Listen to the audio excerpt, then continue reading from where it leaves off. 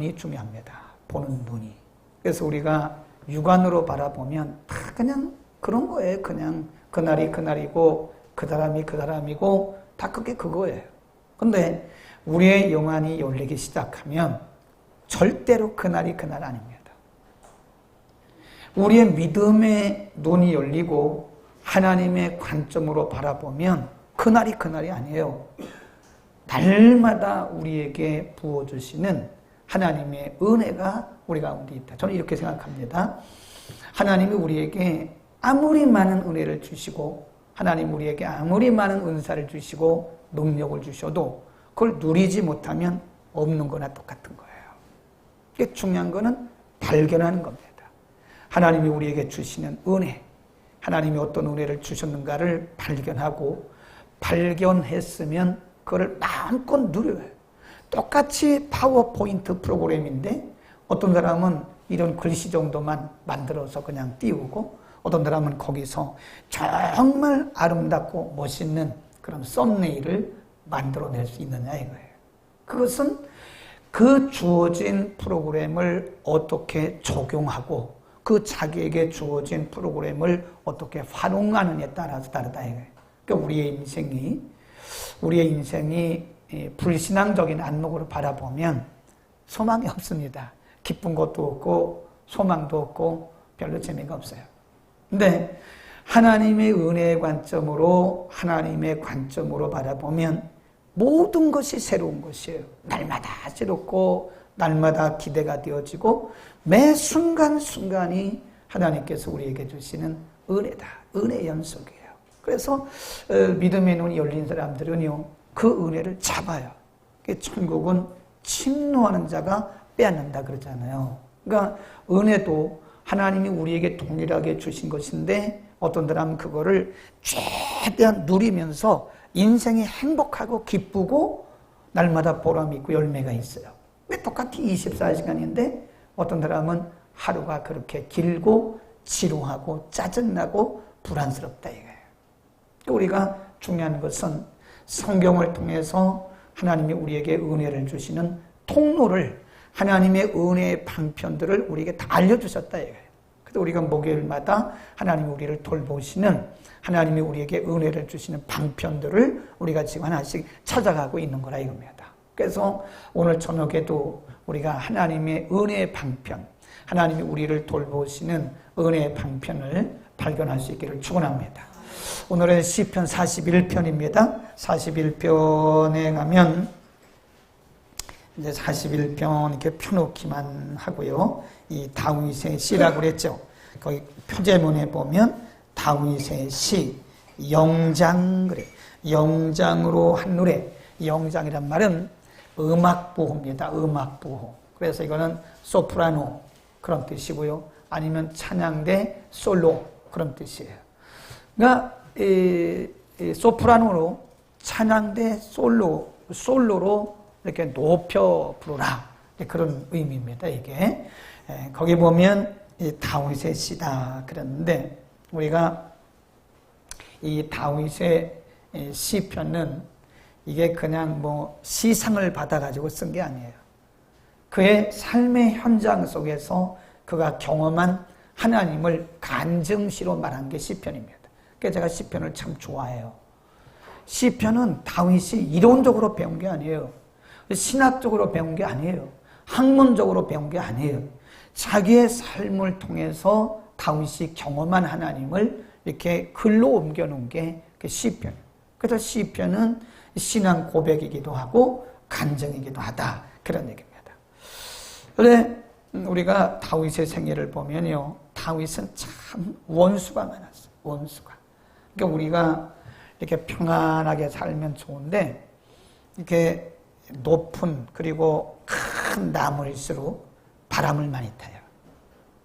그러니까 우리가 큰 일을 할수록 우리를 대적하는 사람이 많고 또 이렇게 욕하는 사람이 많고 또 반대하는 사람도 있어요. 그러니까 큰 일을 하는 사람들은 그런 걸 두려워하면 안 됩니다. 큰 나무일수록 바람이 많이 불어요. 많이 타요. 그러니까 조그만 나무는 바람이 불 것도 없어. 뭐 불고 자식도 없어요. 그러니까 다윗은 큰 그릇이잖아요. 그러니까 다윗은 참 원수가 많았어. 그래서 사울 왕부터 시작해서 그 아들 압살롬부터 시작해서 그 충신이었던 시므이, 이 시므이 같은 사람은 굉장히 충신이었거든요. 근데 압살롬이 왕이 될 것 같고 다윗이 왕이 안 될 것 같으니까 어느 날 갑자기 180도 마음이 확 돌아요. 사람이 돌이킬 수가 없어요. 다윗을 배반하고 다윗을 막 저주하고 이랬어요. 2년 동안. 네. 다윗이 왕이 안 될 것 같으니까. 압살롬은 자기 아버지인데, 왕 이전에 자기 아버지인데도 그냥 백성들의 마음을 다 이렇게 도적질했어요. 그 마음을 도적질한다 그래요. 마음을 다 도적질해가지고 다 자기 편 만들었어요. 그때 다윗이 아들이기 때문에 그 뭐 처단할 때 있잖아요. 근데 그 억울한 걸 다 무릅쓰고 그냥 도망가요. 맨발로 도망갔어요. 그런 여러 가지 일련의 사건들을 경험하면서 다윗이 그때 그런 일들을 경험하고 기록한 시가 41편입니다. 근데 우리가 성경을 보면요, 어떤 경우에도 다윗이 같이 대항해서 싸우거나 그들을 저주한 적이 없어요. 하나님 앞에 기도한 적은 있어요. 하나님, 나를 괴롭히는 원수들의 발이 부러지게 해달라고, 뼈가 부러지게, 그런 넋두리 같은 기도를 하나님 앞에 드린 적은 있으나 다윗이 직접 자기를 괴롭히는 원수 대적들에게 직접 대항하거나 또 그들과 싸운 적이 없습니다. 근데 오히려 성경에 보면 다윗이 그들을 위해서 기도해요. 사무엘상에 보면 24장인데요. 집에 가서 찾아보세요. 사무엘상 24장에 보면 사울이 왕으로 있을 때 점점 다윗을 따르는 사람들은 많아지고 사울은 현직 왕인데 따르는 사람들이 적어지고, 그러니까 위협을 느낀 거예요. 어쨌든 간에 저 다윗을 죽여야 되겠다. 그래서 막 하는데 다윗이 피할 곳이 없는 거예요. 그 예루살렘이라는 게 큰 나라가 아니에요. 그러니까 이리 피하다 저리 피하다 피할 곳이 없으니까 어디로 갔냐면 엔게디 황무지라는 곳에, 엔게디 황무지. 그 엔게디 황무지에 조그만 돌굴이 있는데 그 돌굴로 들어갔어요. 자기를 따르는 400명과 함께 깊은 굴에 들어갔어요. 근데 사울이 이 다윗이 그쪽으로 왔다는 어떤 정보를 받고 엔게디 황무지로 왔어요. 그러니까 어딘지 모르니까 여기저기 찾다가 이제 사울이 그 굴을 들어갔는데 사실은 그 굴에 다윗이 숨어 있었던 거예요. 옆에 있던 다윗을 추종자들이 이제 드디어 원수 갚을 때가 왔습니다.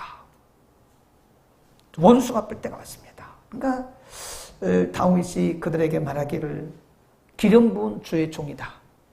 기름 부은 주의 종이기 때문에 우리가 함부로 하면 안 된다. 그러니까 뭐 그 추종자들이 그러면 안 된다고 원수를 갚자고 막 그래요. 그 성화를 못 잊어서 나중에 사울의 옷자락을 약간 뱄어요. 그리고도 마음 아파가지고 그랬던 거예요. 그때 사울이 다윗에게 한 얘기가 있습니다. 나는 너를 학대하는데 너는 나를 선대하는구나. 내가 나보다 낫다 그랬어요. 똑바로 말한 거죠. 나는 너를 죽이려고, 나는 너를 학대하는데 너는 나를 선대하는구나. 내가 나보다 그릇이 크다. 내가 나보다 의롭다. 그 얘기입니다. 자, 보세요. 41편 1절입니다. 시작. 빈약한 자를 권고하는 자가 복이 있으며, 거기까지. 이 빈약한 자를 우리가 뭐로 해석을 하냐면, 고통 가운데 있는 자, 위기에 빠진 자, 병든 자, 소외된 자, 그런 얘기예요. 그 다음에 권고한단 말은요, 돌아보는 자, 또 긍휼을 베푸는 자. 그러니까 소외된 자를 돌아보고 긍휼을 베풀고 그들을 위로하는 자, 그들을 돕는 자, 그들에게 뭐가 있다 그래요? 복이 있다. 어떤 복이 있나? 거기 보세요. 1절 끝에. 1절 중간에 복이 있으며 그 뒤부터 시작. 재앙의 날에 여호와께서 저를 건지시리라. 이게 지금 자기 얘기입니다. 자기 얘기. 본인이 많은 원수들로부터 그렇게 배반당하고 여러 번 핍박당하고 쫓기는 신세인데도 다윗은 그들을 축복했어요. 그랬더니 하나님이 자기를 건지시더라 이거예요. 이 경험입니다. 경험. 그 다음에 2절 보세요. 시작. 여호와께서 저를 보호하사 하시리니 저가 세상에서 복을 받을 것이다 그랬습니다. 3절 시작. 여호와께서 쇠약한 병상에서 저를 붙드시고 저의 병중 그 자리를 고쳐 낫게 하신다. 그러니까 자기 얘기입니다. 이 다윗이 많은 원수들에게 그렇게 많은 어려움을 당했지만 그들을 위해서 오히려 기도했어요. 그들에게 긍휼을 베풀었어요. 그랬더니 그 기도가 다 자기에게 돌아오고 오히려 자기가 어려움을 당할 때 하나님이 자기를 구원해 주시더라 이거예요. 자기가 병들었을 때 하나님이 고쳐주시더라 이겁니다. 이게 하나님이 이 세상을 돌보시는 하나님의 방법입니다. 하나님의 본질이 긍휼입니다. 긍휼. 하나님의 본질이 사랑이에요. 하나님의 본질이 긍휼이고 사랑이고 자비이기 때문에 사람들에게 이렇게 자비를 베풀고 긍휼을 베풀고 사랑을 베푸는 자들은 하나님 반드시 보상해 주세요. 아멘. 그게 하나님이 세상을 돌보시는 방법. 이렇게 보세요, 여러분. 우리가 개인적으로나 가정적으로나 교회적으로나 국가적으로 이렇게 베푸는 자는 다 잘 돼요. 베푸는 자들은 하나님이 보상을 해 주시더라고. 틀리게도 보면 국가든지 가정이든지 교회든지 개인이든지 이렇게 긍휼히 여기는 사람은 잘 돼요. 마태복음 5장 7절에 보면 긍휼히 여기는 자는 복이 있나니 저희가 뭘 받는다고 그래요? 긍휼히 여김을 받을 것이다. 그 하나님이 하시는 거예요. 하나님이 이 세상을 돌보시는 방법입니다. 만일 이 세상에 긍휼히 여기는 자가 있고 사람들을 돕고 또 자비를 베푸는 자가 있는데 이 자비를 베풀고 긍휼히 여기는 자들이 누구에게도 인정을 받지 못해. 그러면 이 세상은요 굉장히 참 불안한 세상이 됩니다. 그러니까 하나님이 이 세상을 돌보시는 방법 중에 하나가 이 다윗처럼 말이에요. 긍휼한 마음을 가지고 사람들에게 긍휼을 베푸는 자는 하나님 반드시 보상을 해주세요. 아멘. 이 교회도요. 내 교회 이런 교회들은요 거기까지더라고. 그런데 교회가 문을 확 열고 막 도와요. 이 교회도 돕고 저 교회도 돕고 여기도 돕고 저기도 막 도와. 그럼 하나님이 그 교회에 풍성하게 주더라고요. 이 개인도 보면요 항상 내 거 그런 사람들은 거기까지야. 항상 보면 하나님이 물질의 복을 주시는데 거기까지더라고요. 그런데 이 주머니를 열어가지고 지갑을 열어서 이렇게 베푸는 자들을 보면 하나님이 꼭 그렇게 갚아주시는 걸 볼 수 있어요. 그래서 1절을 다시 보면 빈약한 자를 권고하는 자가 복이 있다. 이게 하나님의 통치 방법이에요. 하나님이 세상을 다스리시는 방법 중에 하나가 선한 마음을 가지고 긍휼을 베푸는 자들에게 하나님 반드시 갚아주세요. 우리가 받으려고 하는 건 아니거든요. 근데 하나님이 세상을 통치하시기 때문에 그런 사람들이 하나님 자꾸 공급을 이렇게 해주신다는 겁니다. 혹시 긍휼을 베푸는 자들이 병이 들잖아요. 열심히 이렇게 착하게 살다가 어려운 일을 당해요. 그러면 하나님 여기 3절에 뭐라고 했어요? 하나님 고쳐주신다는 거예요. 네. 하나님의 일을 대신한 거잖아요. 그러니까 긍휼을 베풀고 선하게 살고 자비를 베푸는 자들 이런 사람들이 혹시 여기 보면 쇠약한 병상에 누울 때 하나님이 저를 고쳐주신다고 말씀을 하시는 거예요. 마태복음 5장 7절에 다시 말씀드리면 긍휼히 여기는 자는 복이 있나니 저희가 긍휼히 여김을 받을 것이다 그랬습니다. 이게 하나님이 세상을 통치하시는 방법입니다. 그래서 이 세상에 보면 이렇게 베푸는 자들이 항상 이렇게 더 잘 되더라고. 긍휼을 베푸는 자들이 이렇게 보면 항상 잘 돼요. 아멘. 베풀라고 그러니까 아멘이 적구나. 우리는 신앙생활을 거꾸로 해요. 받는, 예수님도 뭐라고 했어요? 네, 주는 자가 받는 자보다 복되다 그랬어요. 내가 나눠줘라. 그러면 내가 너에게 후히 주는데 넘치고 눌러서 준다고 그러셨어요. 그게 하나님의 방법입니다. 하나님이 세상을 다스리시는 방법이 하나님 반드시 긍휼을 베푸는 자들에게 하나님이 갚아주신다는 것이에요. 잠언 19장 7절을 한번 보겠습니다. 잠언 19장 7절. 자, 라이브를 보는 분도 한번 찾아보세요. 잠언 19장 보겠습니다. 잠언 19장으로 갑니다. 7절. 시작. 가난한 자는 그 형제들에게도 미움을 받거든 하물며 친구야 그를 멀리하지 않겠느냐. 따라가며 말하려 할지라도 저들이 없을지어다. 쭉 내려가서 또 17절입니다. 시작. 가난한 자를 불쌍히 여기는 것은 여호와께 꾸이는 것이니 그 선행을 뭐래요? 갚아주신다 그랬어요. 우리가 이사야서 58장에 가면 이스라엘 백성들이 신앙생활을 거꾸로 해요. 금식은 하는데 이들이 자비를 베풀 줄 몰라. 그러니까 하나님이 뭐라고 하냐면 그런 근심은 내가 받지도 않는다 그래요. 한번 보세요. 이사야서 58장으로 갑니다. 이사야서 58장 4절부터 이사야서 58장 4절부터 봅니다. 시작. 보라, 너희가 금식하면서 다투며 싸우며 악한 주먹으로 치는도다. 너희의 오늘 금식하는 것은 너희 목소리로 상달케 하려 하는 것이 아니냐. 이것이 어찌 나의 기뻐하는 금식이 되겠으며 이것이 어찌 사람이 그 마음을 괴롭게 하는 날이 되겠느냐. 쭉 내려가다가 6절입니다. 시작. 나의 기뻐하는 금식은 흉악한 결박을 풀어주며 멍에의 줄을 끌려주며 압제당하는 자를 자유케 하며 모든 멍에를 꺾는 것이 아니겠느냐. 7절 보세요.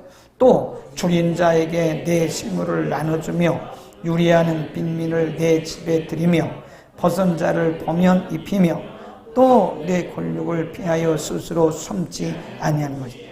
그리하면 8절에 보면 너의 빛이 아침같이 비칠 것이다 그랬어요. 그러니까 이스라엘 백성들이 금식을 하는데 사람들을 억압하고 나그네를 무시하고 오늘 새벽에 공부한 것처럼 하나님이 가장 보호하시는 분이요 고아, 과부, 나그네입니다. 그래서 고아와 과부와 나그네를 멸시하면 하나님이 그들의 자녀를 고아 만든다고 했어요. 과부를 멸시하면 하나님이 너의 아내를 과부 만든다. 그럼 누구를 친다는 거예요? 너를 치시겠다는 거예요. 오늘 우리가 에스겔서 21장인가 공부했잖아요. 거기 보면 하나님이 예루살렘을 피 흘린 성읍이라고 그래요. 근데 사실 예루살렘이 피 흘린 것보다는 거기 보면 무엇을 피 흘린 성읍이라고 그랬냐면 가난한 자를 멸시하고 고아를 멸시하고 없는 자들을 짓밟은 곳을 일으켜서 그 예루살렘에 피 흘린 성읍이라고 말씀했어요. 그 이스라엘 백성들이 금식은 합니다. 그런데 가난한 자들 무시해요. 멸시받는 자들 짓밟아요. 불의를 행해요. 하나님 뭐라고 그래요? 그런 금식 내가 받겠냐? 내가 기뻐하는 금식은 흉악한 결박을 풀어주는 거야. 사람들을 용서해. 결박을 풀어준단 말은 사람들을 용서해주고 비난한 자를 집에 들이고 가난한 자를에게 나눠주고 이걸 이렇게 할 때 하나님께서 너의 금식을 받으신다. 그런 말씀이에요. 그 다음에 9절 끝에 보세요. 만일 시작.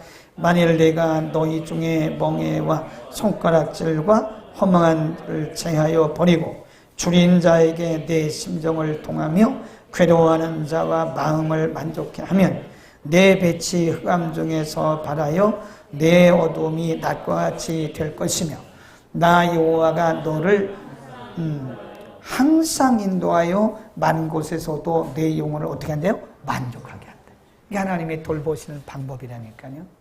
하나님이 이 세상을 돌보시는 방법이 긍휼을 베푸는 자, 하나님의 마음을 기쁘시게 하는 거예요. 그러니까 가난한 자를 돕는 자는 하나님께 뭐 하는 거라고 그래요? 꾸인다. 꾸인단 말은 빚진 자는 거예요. 하나님은 절대 사람에게 빚지지 않는다고 그랬잖아요. 하나님은 사람에게 빚 안 줘요.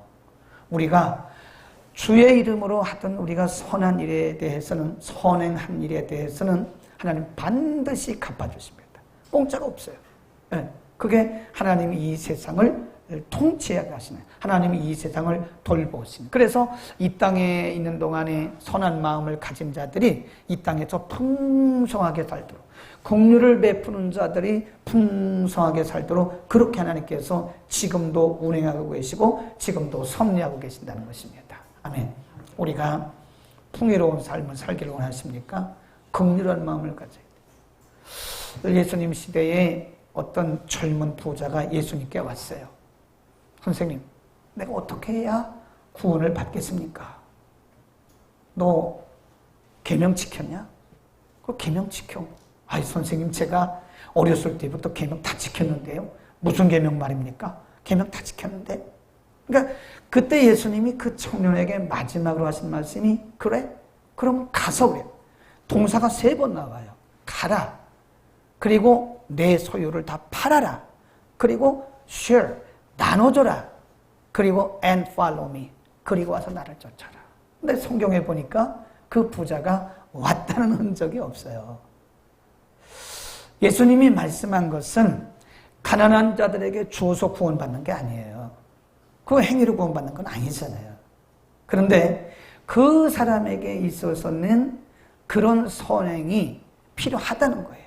그런 걸 내려놓을 때 그 예수님을 따를 수 있는 제자가 될 수 있다는 것입니다. 하나님은 지금도요, 이 세상을 그렇게 통째로 돌보고 계세요. 네, 그래서 우리가 하나님이 기뻐하시는 일을 해야 됩니다.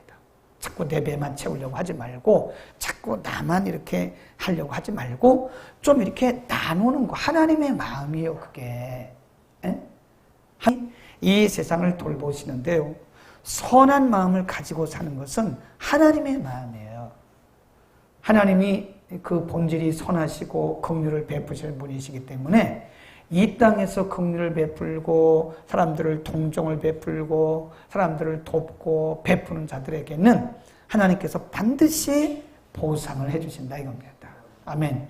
우리가 하나님의 이런 통치 원리, 하나님의 돌보시는 원리를 알면요, 이 비밀을 알아요. 어떤 분은 자기 집에 손님이 오잖아요. 그러면 절대 그냥 안 보낸다더라고. 요즘에 뭐 남의 집 가지도 않아. 근데 자기 집에 손님이 오면 누가 오든 간에 빈손으로 그냥 보내지 말라고. 그렇게 배웠다는 거예요. 자꾸 이렇게 베푸는 거예요. 그러니까 요즘에 사람들이 얼마나 이기적입니까? 줄 줄을 모르잖아요. 애들도 그렇고 어른들도 그렇고 줄 줄을 몰라요. 베풀 줄을 몰라요. 받기만 하려고 그러는 거예요. 이런 시대에 하나님이 오늘 다윗을 통해서 자기를 괴롭히는 자, 자기를 대적하는 자들을 위해서 대신 기도하고 그들에게 긍휼을 베풀었더니 하나님이 자기를 복되게 하시고 자기가 병들었을 때 고쳐주시고, 혹시 우리 가운데 좀 이렇게 몸이 안 좋고 그런 분이 있으면 한번 긍휼을 베풀어 보세요. 성경이니까. 이게 제 얘기가 아니잖아요. 네. 여러분 가운데 조금 사업이 잘 안 되고 그러면 사업이 잘 되면 도와준다 그런 말 하지 말고, 잘 되면 남을 도와준다는 거는 그건 뭐 그때 가봐야 알아. 그건 사람의 마음은 몰라요. 그러니까 오히려 반대로 한번 해보라고. 반대로. 오늘 양말 공장 얘기를 그 유 목사님이 해주셨는데, 어느 날 양말 공장 하는 집사님이 전화가 왔더래요. 목사님, 아무래도 양말 공장 문 닫아야 될 것 같습니다. 그러더래요. 그래서 이제 여기 있는 거, 공장에 있는 거 3,000켤레 남았는데 다 가져가세요. 그래 전화하고 있는데 딱 주문이 들어오기를 3개월치 딱 들어오더래요. 3개월. 그분이 직접 얘기했다니까요. 그래서 3개월 해가지고 이제 다 주로 이제 필리핀 쪽에 양말 같은 거 이렇게, 거기 이제 더운 나라, 베트남 이런데, 이런 일본 이런 데는 이제 한데, 일본은 이제 난방 시설이 없잖아요. 그러니까 이 두꺼운 양말을 신는다고 그러더라고. 두꺼운 양말 우리 뭐 가져왔는데 우린 신지도 않아. 저 시골 갔다 주고 막 그랬는데 3개월쯤 다 내가 또 그 집사님 전화도 목사님 이제 문 닫아야 되겠어요. 이제 뭐 일도 없고 여기 얼마 남았냐고. 5천 걸레 남았다고. 그러니까 얼마 있다가 또 5개월이 또 연장이 돼가 5개월 또 했대. 5개월치 들어왔대요. 주문이. 그러니까 어떤 옆에 어떤 분이 계시다가 1000켤레가 한 달이네. 그러더라고. 1000켤레마다 한 달이 늘어나는 거예요. 그 공장이. 그래서 지금까지 그렇게 계속 14년째 이어오고 있다잖아요. 문 닫으려고 그러면 그 남은 거 갖다 다 주면 또 들어오고 거짓말같이 그랬다잖아요. 하나님이 통치하는 거예요. 마음을 엽시다. 우리가 긍휼한 삶을 사세요. 그리고 다윗이 사울을 용서하고 압살롬을 용서하고 시므이를 용서했던 것처럼 한번 용서해 보세요. 그러면 의외로 우리에게 막혔던 것들이 이게 다 풀어질 수 있어요. 왜냐하면 용서하는 그 자체가 하나님의 긍휼이고 하나님이 기뻐하시는 거거든요. 아멘. 우리 오늘 하나님이 이 세상을 돌보시는 이런 원리를 알아야, 비밀을 알아야 우리가 이 땅에 있는 동안에 풍요로운 삶을 살 수 있는 거예요. 이왕이면 우리가 풍요를 누리며 살아야 되잖아요. 이 땅에 있는 동안 하나님이, 그래도 오늘 이 세 가지 꼭 기억하세요. 41편 1절, 2절, 3절을 꼭 기억하세요. 응? 심지어는 병상에서까지 하나님이 고쳐주시더라고. 심지어 막힌 것이 있으면 한번 긍휼을 베풀어 보십시오. 그러면 하나님께서 우리에게 어떻게 일하시는가를 보게 될 것입니다.